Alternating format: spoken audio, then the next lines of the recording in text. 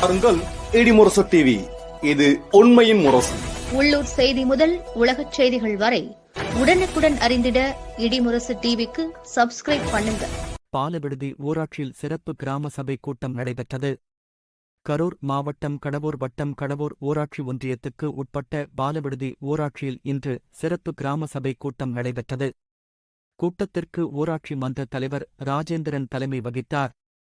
துணைத் தலைவர் சக்திவேல் முன்னிலை வகித்தார். தீர்மானத்தை ஊராட்சி செயலாளர் சுந்தர்ராஜன் வசித்தார். கூட்டத்தில் 2000க்கு முன்பு கட்டப்பட்ட தொகுப்பு வீடுகளில் பழுது ஏற்பட்டால் அதை பராமரிக்கவும், மேலும் தமிழக அரசின் கலைஞரின் கனவு இல்ல திட்டத்தில் பயனாளிகள் தேர்ந்தெடுக்கப்பட்டு அவர்களுக்கு வீடு கட்டுவதற்கு அரசு மானியம் வழங்கவும் தீர்மானங்கள் இயற்றப்பட்டது. ஊராட்சிக்கு உட்பட்ட பகுதியில் பயனாளிகள் தேர்வு செய்து கலைஞரின் கனவு இல்ல திட்டத்திற்கு பரிந்துரை செய்யப்பட்டுள்ளது.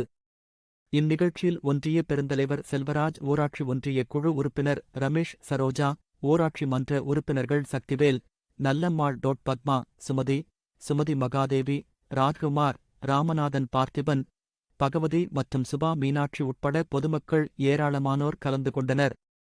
இறுதியில் ஊராட்சி செயலர் சுந்தர்ராஜன் அனைவருக்கும் நன்றி கூறினார்.